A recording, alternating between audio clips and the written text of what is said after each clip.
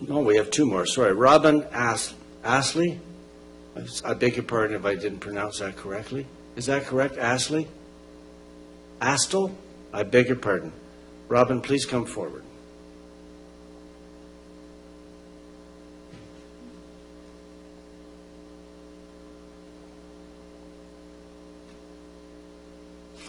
Good morning. Thank you. Good morning. And the green button is on, so if you would kindly state your name and your residence location, please, that would be just great. You have 10 minutes.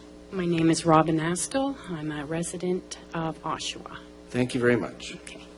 Good morning, Mayor and Council members. I am a tax-paying citizen of Oshawa, born and raised here. I am a huge animal lover and a supporter of keeping things local. I am speaking here today in support of Oshawa Animal Services to show my passion for the shelter and the stray animals that come into the facility care every day. The staff has worked very hard to create a safe facility for stray animals, and this is a vital service to the community and surrounding areas. They embody the principles of finding the best possible outcome for every animal coming into their care, and do so with a strong and dedicated focus on community partnerships.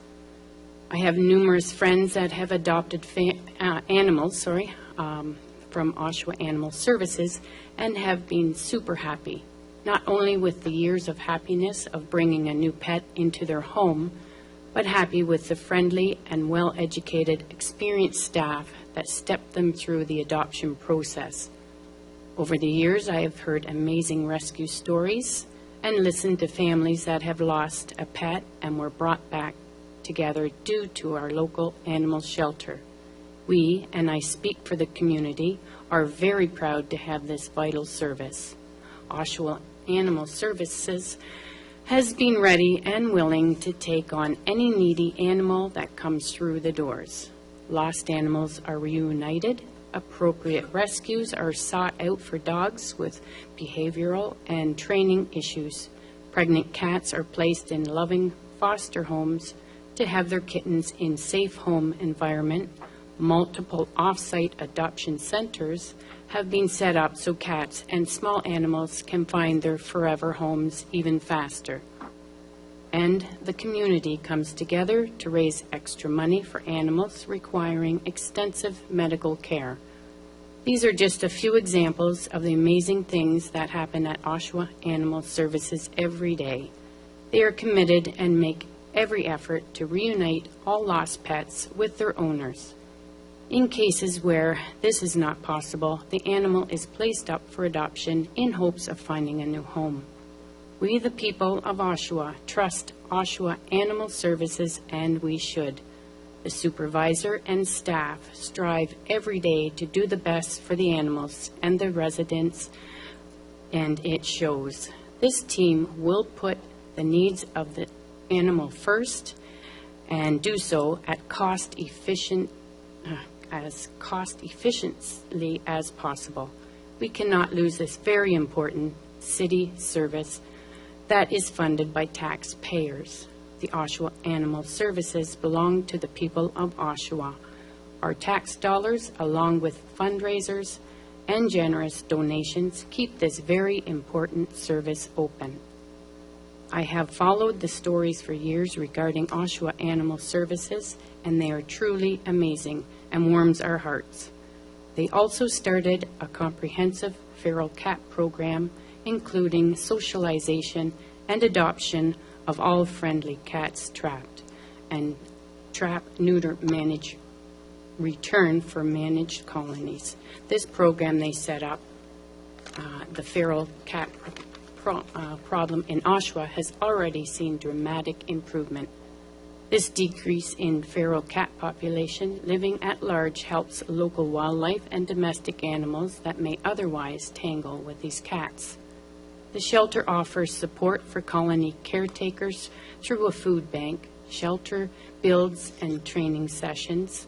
They also focus heavily on educating the public. Our community already had enough bad news with the closing of GM Oshawa Assembly Plant. How could we possibly consider closing our vital service. Oshawa residents want the Oshawa Animal Services to stay open and stay in Oshawa. It appears that our community was left in the dark. We needed this made public from day one. We, the taxpayers, have the right to expect a transparent process. Secrecy is a serious issue and must be stopped. Certain members of the council and Oshawa staff appeared determined to move this forward at an accelerated rate with no transparency or input from the public, despite it being an essential service for Oshawa. Any meetings and reports by council members should be in open sessions where all can see. Such dramatic changes to our city's services should not be made without council direction and public engagement. This shows us lack of respect. As a resident and taxpayer of City of Oshawa, I am deeply concerned on some of these events, especially on the April 1st. I understand that had this recommendation on that April 1st meeting I understand that had this recommendation passed, it would have gone to City Council on April 8th, 2019, and quite possibly it would have passed there. At that point, we, the Oshawa residents, would have lost our Oshawa Animal Services shelter to a third party in another municipality. And all of this would have happened without any public knowledge or consultation. I have serious concerns not only for the fate of our excellent city facility, paid by us taxpayers, but also for the complete lack of transparency by members of our present council. I have full faith that Oshawa Animal Services can correctly deal with any and all issues that may arise in our city concerning animals. As a taxpayer, I would like to see a significant budget increase for Oshawa Animal Services. They prove every day that this is a valuable and important service. Please keep Oshawa Animal Services open to continue helping those animals in need and helping our community that needs this service. Thank you for your time. Thank you very much, Robin. Questions from committee. Councillor Neill and then Councillor Iverson. Yeah, thanks, Mr. Chair. Robin, thank you very much for your delegation and for your time to come here today. You say that the Animal Services of Oshawa is offering a place for citizens to connect with their animals, assist owners with their animals. Would you consider Oshawa Animal Services as a core service in the city of Oshawa? Definitely, yes. Okay. Now, last term, you said you have followed this. Were you aware of any situation in the last term of council that would have said to you that this was going to be downsized, transferred, whatever, any of the services? No. Because I wasn't aware of it. No. And like I say, I was chair for the last, when Councillor Chapman left, I took over chair. I wasn't aware of it, and you weren't aware of No. it, and I don't think this whole room was aware of it. No. So, and you followed it all last term, along with, I see a lot of familiar faces out A there. lot of the people I talk to that are back there now feel the same way. Okay, thank you. Thank you, Councillor Neill. We're on to Councillor Derek Iverson, please. Thank you, Mr. Chair. Robin, thank you for sharing your thoughts with us today and concerns.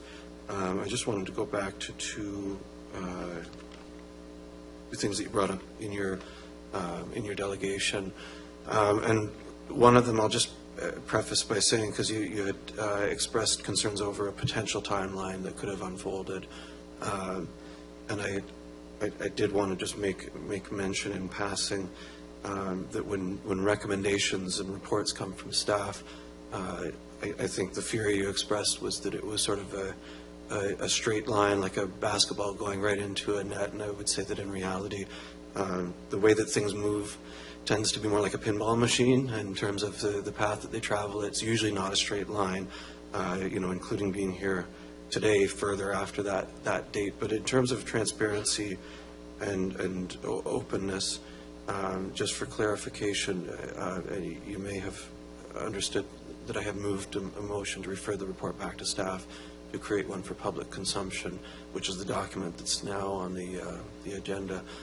Was that just in terms of making the public more aware of rather than being in the dark, was that a helpful change to the process? Whether or not you agree with the recommendations, but just in terms of being able to bring it up. I believe that everything should have been open right from day one. Okay, fair enough. Yeah. Okay. And another comment you made, just a suggestion that you would in fact like to see an increase in budget to the services provided for animal welfare in the city. Is there anything, we've heard about the low-cost spay-neuter clinic, but is there any other areas that you see room for improvement? I couldn't mention that right now, but Okay. I do. Fair enough. Yeah. Just while we have people here, it doesn't hurt to ask, right? Okay. Well, thank you very much. That's all questions. Thank you, Thank Mr. you, Chairman. Councillor Thank you, Iverson. I'll go over to visiting councillors, please. Councillor McConkey. Good morning. Thank you for your delegation. Just to follow up on Councillor Iverson's last comment, if there's anything else, I don't know if you had the opportunity to actually see the entire agenda for this morning's meeting. I looked at it, yes. In there's an item about a plan to do a leash-free dog park in the north. Another one, because I don't know, were you involved with the one last term of council? No. Okay. Councillor McConkey, we're on the Oshawa Animal Services item, not leash-free dog I'm park. just following up on the last question. I understand, but it has to relate to the delegation. Yes, Questions thank to you. the delegation. So, I understand your comments and appreciate them. The question would be, with the Humane Society of Durham Region and the Oshawa Animal Services, there's a complementary relationship, I think. Would you agree? Not at all? Okay. Really? And with your work at the Oshawa Animal Services, are you finding many dog walkers coming in? I'm sorry, what was your question? Dog walkers would come in to exercise the animals. Is that happening? I'm not sure. You'd have to ask the Okay. Oshawa Animals. Yeah, But just, I have an interest. I know we've talked a lot about feral cats and spay-neuter, but the dog situation, and that, because I'm referencing that other item on the agenda this morning, that was of interest to me, so trying to sneak that in. Thank you very much. Any other questions from visiting councillors? Councillor Nicholson. I don't want to be necessarily combative, but Councillor, could you bring the microphone a little closer, please? Thank you. I'll try to get as close as I can, Mr. Chairman. Can you hear me now? Yes, thank you. In your experience as a taxpayer, would you consider it appropriate for a council to lock the city into a 10-year contract with a committed expenditure of almost $9 million in private without any consultation to the public whatsoever to expend their funds? I don't think I can answer that right at the moment. There might be somebody that would help me that's in the audience now. We could All right, bring let me someone forward. rephrase it if I could then. As a taxpayer, and you've raised some very serious concerns, and I thank you for that, would there be an expectation that if the city were going to expend large amounts, and especially millions of dollars of taxpayers' funds, that any procedure they use to expend that should be something that is open, transparent, accountable, and has the opportunity definitely. for the public to comment prior to the expenditure being locked down? Definitely, yes. And one thing I did note in the report was it was an opportunity to transfer all our equipment currently at OAS to the third party. To your knowledge, was any of this offered to any other animal groups who could also benefit from this Not equipment? to my knowledge, no. You think that's something that at least should have been considered? It should be open session and considered, sure. But the Oshawa Animal Services should stay in Oshawa and not be going to a third party. Okay. That was the last question, actually, I was trying to get to, because we really haven't touched on this one yet. There are many people who have animals that are limited transportation-wise. Many are seniors, some are disabled. But the distance of trying to get to a shelter can impact shelter use. Is that something that you would have a concern about, that the people of Oshawa, especially I'm looking at people, say in the northeast quadrant of the city, having to go to all the way to the lakefront in Whitby. I don't know if you've noticed it, but that's a 45-minute bus ride, if you Yeah. can get on the bus. Definitely would not agree with that. It should stay in Oshawa. It's closer, it's in our community, not into Whitby. Also, it's my understanding, other than a service dog, animals aren't allowed on our buses.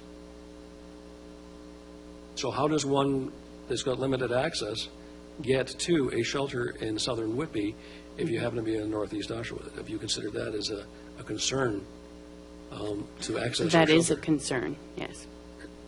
Those are my questions. Thank you. Thank you, Councillor Nicholson. Any other questions from visiting councillors? Seeing none, thank you, Robin, for your delegation this morning.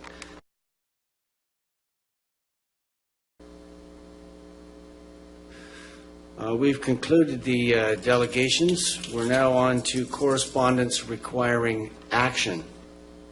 Councillor Iverson, the first item is with respect to CS 1943, Adam White, suggesting the city celebrate the 100th anniversary of Lakeview Park.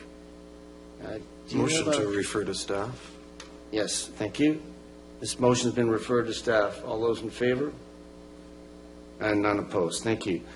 The motion to defer, or the P.F.L.A.G. correspondence is, we need a motion to defer this correspondence until the next meeting when they will present. Could I have a motion to that effect? Motion deferred to the please? next meeting. Thank you very much. All those in favor? And none opposed. Thank you. We're now on to the following items. Correspondence 1948 from various residents, opposition to the closure of the Oshawa Services. 1954, 55, 56, and 57 are petitions in the same vein. And CS 1961 is additional correspondence from various residents, also in the same vein. Could I have a motion to deal with those, please? Give you a motion to refer them to the deliberations on the Animal Services report. Thank you very much. All those in favor? And none opposed. Thank you very much.